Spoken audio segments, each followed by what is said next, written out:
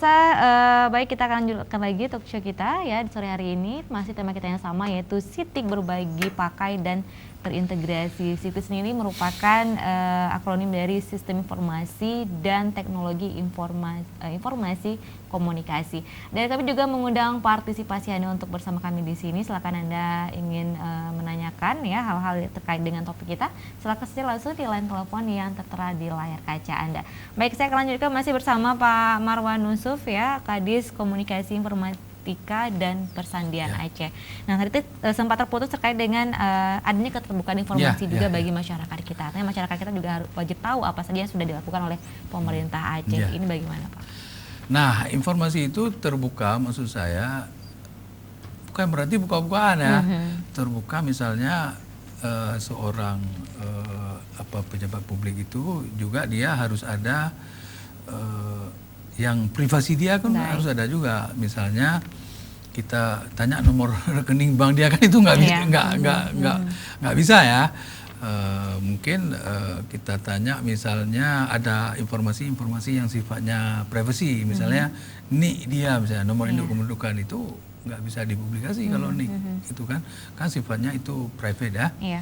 Nah, terkait dengan keterbukaan informasi publik memang itu berdasarkan Undang-Undang Nomor 14 Tahun 2008 tentang Keterbukaan Informasi Publik atau KIP ya. KIP ini istilahnya undang-undang itu. Nah, di undang-undang itu sudah kalau implementasi dari undang-undang itu lahir PP 61 kalau nggak salah saya tahun 2010 tentang penjabaran dari undang-undang itu. Oke, mungkin ada kita akan telepon terlebih dahulu. Halo, assalamualaikum. Salam. Iya, baik, silakan dengan Pak Andri. Iya. Mungkin saya ada dengan itu agak melenceng sedikit, Pak. Jadi begini, yang ingin saya tanyakan, Pak, tentang aplikasi-aplikasi game yang ada sekarang ini yang online itu, Pak, PUBG. Ya. Jadi kan MUI sudah mengharamkan itu. MPU sudah mengharamkan bahwasanya PUBG itu haram. Nah, tapi sampai dengan saat ini, khususnya di Aceh, itu belum ada tindakan untuk memblokir game PUBG itu yang sudah dinyatakan haram oleh fatwa MPU Aceh. Jadi kita sebagai masyarakat sangat risau pemuda-pemuda kita ataupun kaum milenial yang nantinya akan terpengaruh akan game tersebut, seperti terjadinya pembunuhan di Selandia Baru beberapa waktu yang lalu. Nah, jadi harapan saya sebagai masyarakat Banda Aceh, rakyat Aceh khususnya, Pak, kalau bisa apa yang sudah dipatwakan oleh POC, insya Allah kita patuhi. Terima kasih. Assalamualaikum warahmatullahi wabarakatuh. Waalaikumsalam warahmatullahi wabarakatuh. Baik, terima kasih Pak Andri di Punggah Belanco tadi ya. Bagaimana Pak Mar langsung ditanggapi ini juga mungkin? Saya sangat sepakat itu. Kan saya juga ada anak kan. Kalau game itu apalagi game-game yang sifatnya kekerasan itu sangat tidak bagus, ya kan. Tapi masalahnya adalah ini persoalan kewenangan. Kalau kita yang mengontrol itu adalah di pusat memang. Kalau kita di Aceh tidak ada dan tidak bisa kita memblok itu, nggak ada kewenangan kita situ. Terkait dengan Kominsa sendiri dengan hal ini bagaimana terkait dengan kita, kalau yang menggunakan jaringan pemerintah Aceh, misalnya di kantor-kantor itu sudah. Nah, itu nggak bisa dibuka lagi karena itu memang kewenangan kita. Ada otoritas sama kita.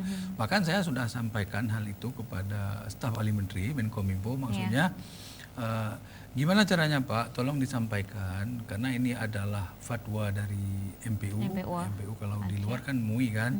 Ini supaya di Aceh supaya ini bisa diblokir, bahkan kepada pihak-pihak terkait di sana saya juga sudah mengkomunikasikan, kalau saya jumpa sudah mengkomunikasikan. Nah, itu yang bisa kita lakukan karena kita tidak ada kewenangan. Kewenangan itu untuk memblokir itu kan kita nggak bisa, memang nggak bisa, bukan wilayah kita, ya kan?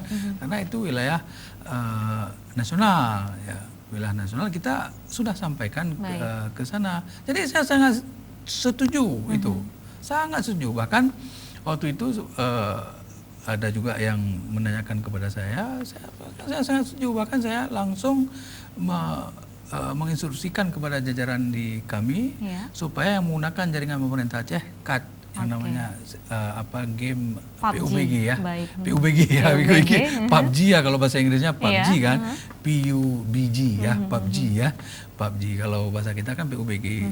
Apalagi anak-anak kita yang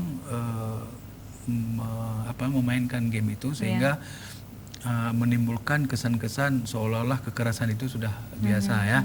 Nah ini yang dilakukan oleh pemerintah Aceh, bahkan pemerintah Aceh sangat setuju tentang hal itu. Tapi kan kita nggak ada kewenangan. Sama seperti misalnya kewenangan yang bukan kewenangan kita, bagaimana kita mau melakukan. Tapi apa yang bisa kita lakukan sudah kita lakukan, dan saya sudah menyampaikan, kami sudah menyampaikan kepada pihak kementerian kalau ini diblok, diblok bisa nggak? Nah masalah bisa nggak bisa kan orang yang tentang terkait IT itu yang lebih mengetahui. Terutama ya di kan? bloknya untuk wilayah Aceh apa bisa nggak kayak gitu?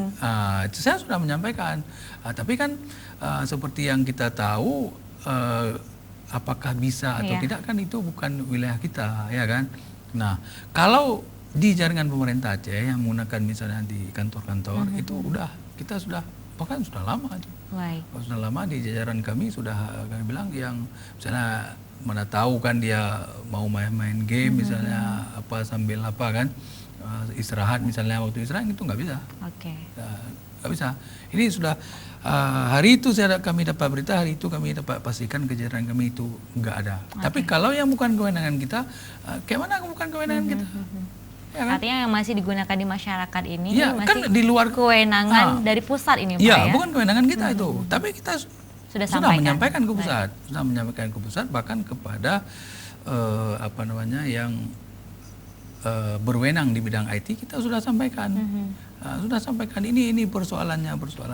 Bahkan mungkin dari Menkominfo sendiri kan datang ke Aceh, ada juga orang yang menanyakan itu kan. Sudah ada tanggapan tidak Pak langsung dari pusat ini terkait bagaimana PUBG ataupun PUBG ini mereka kan ada mekanismenya. Yang penting kan tugas pemerintah Aceh, tugas kita kami saya di pemerintah Aceh, kita yang punya kewenangan sudah kami sampaikan bahwa ini, dan saya secara pribadi itu sangat setuju, sangat setuju kan itu dapat merusak pengaruh psikologis kepada anak-anak kita. Tapi itulah yang namanya IT ya. Yang namanya IT itu kan dia akan berefek ganda dia ya.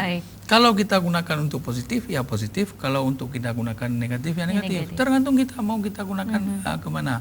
Jadi mungkin salah satu cara kalau menurut saya ini adalah kontrol keluarga terhadap anak-anak itu sangat penting. Bukan berarti kalau nggak ada game itu kan di anak-anak main HP itu kan main di YouTube, main macam-macam lah. Di TV kan udah bisa diakses YouTube juga kan. Itu banyak sekali game-game yang sejenis juga ini. Yang hampir sama seperti itu. Jadi inilah kunci utama saya pikir di keluarga itu harus termasuk diri kita sendiri. Jangan kita kecanduan juga dengan game-game tertentu ya. Saya pikir itu yang sudah kami lakukan itu kami sangat setuju.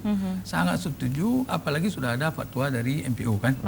Nah, artinya ini harus juga ada kontrol dari orang tua sendiri, keluarga dan juga masyarakat. Nah, mungkin masyarakat, terutama pihak-pihak yang penyedia wifi di warung kopi ini sudah mulai melarang ini Pak ya, ada beberapa warung kopi sudah mulai melarang. Nah, bagaimana dengan peran keluarga sendiri untuk misalnya anak saya larang, saya nggak boleh main PUBG. Sebelum itu pun saya larang. Misalnya ada game-game yang sifatnya kekerasan saya larang. Inilah IT itu kalau kita gunakan untuk positif ya positif ya. Kalau kita gunakan untuk hal yang negatif ya negatif dia. Tidak hanya pemerintah tapi juga peran keluarga dan masyarakat juga harus dapat mengawal ya bagaimana fatwa MPU Aceh ini dapat berjalan dengan baik di Aceh. Mungkin selama ini peran keluarga sendiri nih yang masih kurang ini Pak, bagaimana agar PUBG ini tidak digunakan lagi oleh masyarakat kita ataupun untuk oleh anak-anak kita. Baik, kembali ke topik kita ini mengenai Sitik berbagi, pakai dan terintegrasi, artinya bagaimana juga pemerintah sudah menyatukan data yang sama sehingga dapat digunakan oleh berbagai instansi yang ada. Nah, Kominsa sendiri sini punya tupoksi tadi, ini ada 3 tupoksi dari Kominsa, yaitu bagaimana memberikan informasi, kemudian persandian dan juga data statistik ini sendiri. Nah, mungkin dari tupoksi ini yang sudah artinya bagian dari Sitik ini sendiri, artinya dari informasi ini apa sih yang sudah dikuatkan ini Pak? Ya, kalau dari sisi statistik kita kan itu masih baru peralihan kan, baru peralihan dari pemerintah pusat, itu pun dari sisi sektoral. Saya pikir pemerintah pusat itu pun tidak langsung melepaskan begitu saja, karena kan itu harus kita sesuaikan dengan struktur organisasi yang ada di tempat kita yang menangani itu. Kan itu perlu penyesuaian dan juga pendampingan dari pemerintah pusat sendiri dalam hal ini BPS. Tapi kita terus melakukan komunikasi dengan BPS, apalagi ini kan menyangkut dengan statistik sektoral ya. Nah, yang terpenting bagi kami di sini adalah supaya sistem terintegrasi ini, data yang terintegrasi ini secara perlahan bisa terwujud, sehingga nanti pada suatu saat nanti akan terintegrasi data dari pemerintahan kampung, kemudian kecamatan, kemudian ke pemerintah kabupaten dan juga sampai ke level provinsi dan juga pemerintah pusat. Nah, ini kan yang terpenting supaya nanti tidak ada perbedaan data yang dikeluarkan oleh instansi A berbeda dengan yang dikeluarkan dengan instansi B dan juga sebaliknya. Saya pikir seperti itu.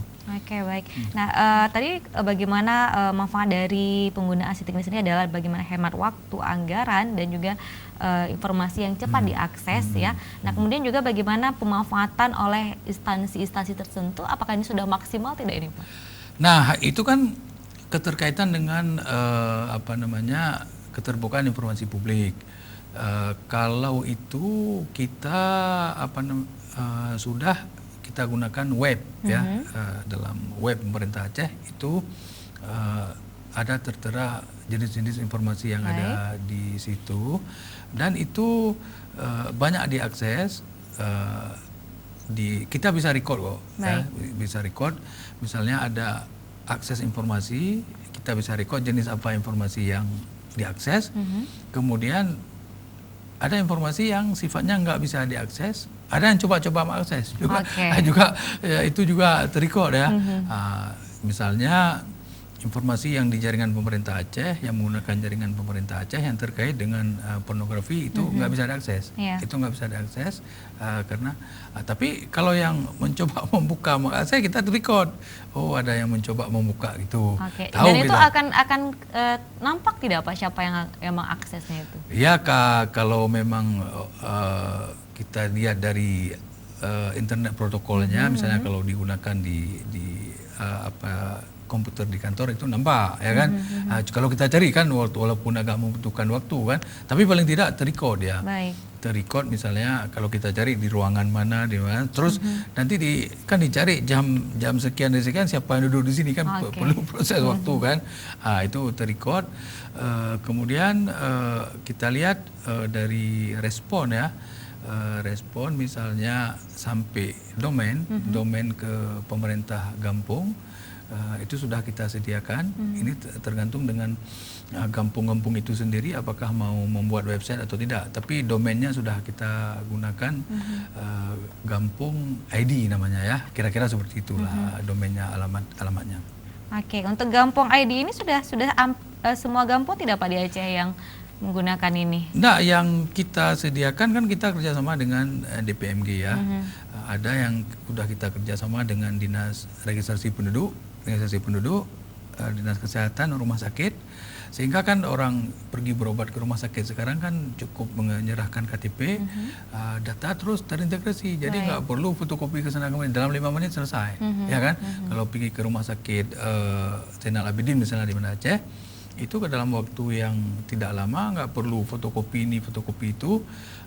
Jadi sudah terikot begitu masuk melalui NIK, karena itu kerjasama dengan Dinas Registrasi Kependudukan Aceh, kemudian juga Kementerian Dalam Negeri, Dirjen Kependudukan. Jadi itu dengan kita, dengan Dinas Kominfo. Jadi ini salah satu bentuk data yang sudah terintegrasi, begitu mudah. Kalau dulu kan enggak, mungkin kalau harus mencari lagi di mana ini fotokopi dan lain sebagainya. Tapi alhamdulillah sejak pemerintahan ini itu sudah cukup menunjukkan KTP ini Pak. Kan betul, mungkin di Rumah Sakit Zainal Abidin bisa dilihat itu bisa. Baik. Bisa. Itulah salah satu manfaat juga yang dari dirasakan oleh masyarakat kita. Data terintegrasi, artinya terintegrasi data pendudukan, begitu kasih KTP terintegrasi terus, sehingga itu memudahkan ya. Baik. Jadi apapun yang ingin dikerjakan akan selesai dalam waktu yang begitu cepat, artinya tidak mempersulit lagi. Misalnya tadi ada pasien ataupun masyarakat kita yang ingin berobat, artinya datanya cukup menampakkan KTP dan datanya sudah terintegrasi, ya, sehingga juga hal-hal yang diperlukan semua sudah ada di situ. Baik. Nah, kemudian juga ini ada beberapa pemerintahan juga terkait dengan aplikasi yang digunakan di satu instansi ini juga harus ada perizinan tidak Pak dari Kominsa sendiri? Nah, itulah yang di dalam Pergub itu sudah diatur, misalnya Dinas A mau membuat pengadaan aplikasi, kan harus sesuai dengan peraturan gubernur, itu sudah ada, harus mendapat rekomendasi dulu dari Dinas Kominfo. Kemudian kan Dinas Kominfo nanti orang yang mengerti masalah itu nanti duduk apa yang diinginkan. Jangan-jangan nanti yang diinginkan itu nggak perlu pengadaan lagi, ya udah, nggak, kita dalam rekomendasi itu kita sebutkan yang diminta itu tidak perlu pengadaan lagi karena sudah ada, itu aja. Jadi tinggal dipakai aja sama Dinas A, nanti tinggal kita kembangkan saja, gitu. Oke, baik. Artinya tadi bagaimana data statistik sektoral ini juga sudah menjadi kewenangan dari Kominsa, ya. Persandian dan juga informasi tentunya semua ini menjadi tupoksi dari Dinas Kominsa Aceh sendiri. Nah, pemirsa, kita juga masih menunggu partisipasi Anda untuk berinteraksi bersama kami di sini. Silakan langsung di line telepon yang tertera di layar kaca Anda. Kita masih bahas mengenai sitik berbagi pakai dan juga integrasi ya. Di sini ada sistem informasi dan teknologi informasi komunikasi ataupun yang disebut dengan sitik ini tadi Pak ya. Nah, artinya mungkin untuk masyarakat kita tadi yang milenial ini sudah sangat paham sendiri dengan sitik ya. Tapi mungkin untuk yang orang-orang tua kita juga nih, artinya mereka juga ingin tahu dong informasi ini Pak ya. Mungkin apa sih yang harus dilakukan ini? Iya, mungkin untuk orang-orang yang, saya pikir sekarang orang-orang tua juga sudah mulai juga ini, karena itu saya lihat ini memang tuntutan zaman sekarang kan. Kalau dulu kan saya ingat sekali, kalau dulu waktu saya masih kuliah, yang megang HP itu kan orang-orang tertentu, ya.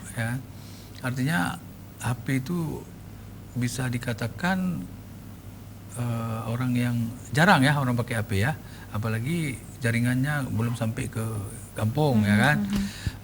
Nah, sekarang kan kita pulang ke kampung yang pelosok-pelosok pun nggak ada beda dengan yang di Banda Aceh, mereka juga pakai HP. Oke, artinya internet juga sudah masuk desa internet nih Pak ya? Sudah ada, bahkan ke desa-desa paling kurang ada 3G kan. Mungkin ada kampung-kampung tertentu mungkin yang belum ada jaringan internet. Itu kan ada, ada. Tapi kan mayoritas kan sudah ada semuanya. Dan ini berdasarkan dari informasi yang saya terima dari Kementerian Kominfo, dalam 2021 diharapkan semua desa yang ada di Indonesia itu sudah ada jaringan internet. Jadi saya pikir mau tidak mau, apalagi sekarang sudah nanti pelan-pelan sudah namanya cashless ya, cashless. Jadi non tunai ya. Kalau di pemerintah disebut dengan CMS. Cash Management System. Oke, dan di Aceh juga mulai sudah diberlakukan di pemerintahan sudah mulai diberlakukan. Misalnya kita ada mau membayar misalnya honor, kita nggak perlu kita kasih cash lagi, cukup dengan CMS sistem misalnya di kantor saya, nanti oleh bendahara cukup nanti saya okekan, minta kepada bank, ya, nanti akan masuk ke rekening, ke rekening, jadi langsung nggak ada melalui orang lagi. Jadi ini menimbulkan kemudahan-kemudahan dari berbagai aspek saya pikir nih. Kemudahan dan juga kecepatan ini Pak ya. Dan tidak lagi menggunakan uang tunai ataupun istilahnya non tunai ini. Nah, dan ini juga mungkin akan mulai diberlakukan juga di Aceh dengan segera mungkin ini Pak ya. Ya sudah ada yang kami sudah mulai. Misalnya ada pembayaran honor misalnya kepada pegawai. Ini sudah nggak kita kasih sudah lagi. Mulai non tunai. Non tunai melalui sistem masuk ke rekening masing-masing gitu. Baik ya. Nah ini juga agar sebuah informasi ini juga terjamin itu seperti apa ini Pak? Maksudnya? Agar informasi terjamin artinya tidak semuanya dapat diakses oleh orang-orang pengguna yang tidak bertanggung jawab. Itu informasi itu seperti yang saya katakan tadi, itu ada keputusan gubernur yang mengatur. Dalam Undang-Undang Terbuka Informasi Publik kan juga ada itu. Jadi ada informasi itu yang sifatnya terbuka, ada informasi yang sifatnya dikecualikan atau tertutup. Nah, berdasarkan keputusan gubernur tahun 2016 di Aceh ini ada 122 jenis informasi yang dikecualikan atau tertutup. Nah, berdasarkan keputusan gubernur yang baru, gubernur tahun 2018, itu ada 87 informasi yang dikecualikan atau tertutup. Artinya kan semakin sedikit. Semakin sedikit informasi yang dikecualikan atau semakin sedikit informasi yang tertutup. Berarti kan semakin terbuka informasi di suatu tempat. Ya kan? Saya pikir keterbukaan informasi itu adalah suatu keniscayaan ya, suatu keharusan, nggak boleh tidak, karena itu adalah amanah undang-undang. Jadi kalau dulu misalnya ada menganggap, ini dokumen ini rahasia dan lain sebagainya, sekarang mungkin tidak lagi. Mungkin ada beberapa jenis informasi yang sifatnya dikecualikan, misalnya dapat mengganggu pertahanan keamanan negara, misalnya kan, dapat mengganggu proses hukum yang sedang berlangsung, misalnya dapat menimbulkan persaingan bisnis yang tidak sehat, misalnya, dan ada beberapa kategori. Oke, baik. Dan pemirsa, kita akan lanjutkan lagi bincang-bincang kita usai pariwara berikut ini. Tetap bersama kami dalam program Talk Show.